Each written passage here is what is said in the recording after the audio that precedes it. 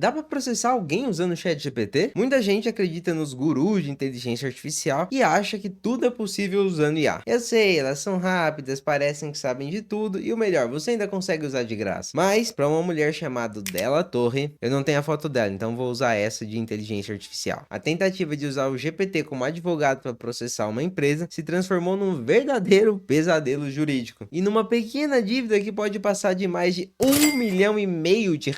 Hoje eu vou te contar como essa brilhante ideia de usar um robô no tribunal acabou criando leis que não existem, juízes fantasmas e um processo de US$ 10 milhões contra a OpenAI, que é a dona do ChatGPT. E mais importante, vou te explicar tecnicamente como programador por que isso aconteceu e como você pode evitar de cair na mesma armadilha com uma dica bem simples. Então, bora pro vídeo. Tudo começou com um processo comum. A senhorita Della Torre estava brigando na justiça com uma empresa chamada Nippon. Em algum momento, o advogado dela conseguiu um acordo, mas se você acha que ela ficou satisfeita, é claro que não. Ela achou que merecia mais, ela queria ganhar. Foi aí que ela tomou uma decisão um tanto peculiar, eu diria. Demitiu o advogado humano e resolveu se representar sozinha com a ajuda do ChatGPT. Então ela começou a pedir ajuda para redigir petições, contestar decisões e até citar leis. Com isso em mãos, ela abriu um novo processo agora anexando mais de 40 documentos, sendo que desses 40 documentos, os 40 foram gerados pelo seu novo advogado, o ChatGPT. E bom, os documentos deviam ser bem convincentes. Deveriam ter números de processo, nome de juízes e citações muito boas, já que todos eles, sem exceção, foram completamente inventados. E a parte mais bizarra disso tudo é que dos 40 documentos tirados completamente do nada, ninguém percebeu que algo estava errado. Mas agora a gente precisa parar e entender. Se o ChatGPT ele é tão inteligente, por que ele faria algo assim? O erro aqui é achar que o GPT ele sabe tudo e consegue fazer de tudo. Na verdade, ele só parece que sabe de tudo, é sabor conhecimento. Tecnicamente, ele é um motor ambulante de previsão de texto. Ele foi treinado com bilhões de textos para saber qual palavra é mais provável de vir depois da outra. Para você entender, se eu falar para o GPT, Neymar é um jogador de, a palavra mais provável nessa sequência vai ser futebol. E ele sabe disso porque geralmente onde tem o texto citando Neymar também tem escrito a palavra futebol. Então é mais provável que essa seja a palavra certa na sequência. Agora voltando ao caso. Quando Della Torre pediu para o GPT algumas leis que favorecessem o caso dela, o GPT não foi achar essa lei num livro, na Constituição, no site de legislação. Ele simplesmente construiu uma frase que tinha um sabor lei. E aí ele criou um Frankenstein jurídico que parecia verdade porque seguia o padrão de escrita de um juiz. Mas o conteúdo era só o lado artístico do GPT em ação. E tem outro detalhe, mesmo que a IA tenha acesso à internet, que nem a DeepSeek, por exemplo, muitas decisões judiciais são privadas ou estão escondidas em portais que um robô de coleta não consegue ter acesso. E eu sei muito bem disso que eu trabalhei coletando decisões judiciais, é um inferno. Então quando o GPT tentou achar uma lei que favorecesse o caso dela e não encontrou, ele até poderia dizer, eu não sei, eu não encontrei nenhuma lei. Só que para ser prestativo ele preencheu esse buraco que estava faltando com palavras que pareciam serem as mais prováveis. E isso a gente chama de alucinação, quando a inteligência artificial inventa alguma coisa do nada para que a frase fique completa. E calma que daqui a pouco eu vou te ensinar como você evita que a inteligência artificial faça isso. Mas alucinado mesmo é como você vai ficar depois de descobrir o resto da história, saca só. Os advogados da Nippon começaram a responder a montanha de documentos inventados pelo ChatGPT. Eles passaram um bom tempo analisando cada petição. Só que quando tentavam achar os casos que a Della Torre citava para preparar a defesa, eles simplesmente não encontravam nada. E não é que as leis eram antigas, é que nunca existiram, né? Foi tudo inventado pelo GPT. E quando perceberam o tamanho da fraude, aí o caldo engrossou, meu amigo. A Nippon estimou que gastou cerca de US$ 300 mil,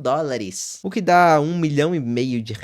Só em horas de advogados caros para desmentir as informações inventadas. E eles não pararam por aí, abriram um processo de 10 milhões contra a OpenAI, que é a dona do ChatGPT. E para fechar essa história com chave de ouro, a justiça está decidindo se a senhorita Della Torre vai ter que pagar os 300 mil de prejuízo do próprio bolso por conta do GPT advogado. Então fica uma pergunta, eu nunca devo usar inteligência artificial para casos jurídicos? Não é bem assim. O erro não foi usar o GPT, foi a combinação do jeito que ele foi usado e não validar as informações. E para você não ser a próxima vítima de uma informação inventada por inteligência artificial, ou seja, uma alucinação, você vai querer seguir essa dica. Montar prompts mais restritos. Tá, mas o que isso quer dizer exatamente? Quer dizer que você tem que restringir o pensamento da inteligência artificial em casos mais críticos. Você precisa escrever isso aqui no seu prompt. Não invente nenhuma informação, use apenas fatos que você encontrar e traga a referência de cada um deles. Se não encontrar a informação, diga que não sabe. Com isso, o GPT, a DeepSeek, traz algumas informações embasadas, mas sempre verifique os links, porque às vezes eles expiram ou somem e aí você não tem como checar as informações. E por mais que os modelos de inteligência artificial estejam a cada dia mais inteligentes e mais espertos, ainda existem casos que a IA vai gerar alguma resposta meio que nada a ver. Então você deve ler de novo o que o pessoal coloca nas letras miúdas do site. No caso do Gemini tá assim: Gemini é uma IA e pode cometer erros. E com isso chegamos ao final do vídeo, concluindo que a inteligência artificial é um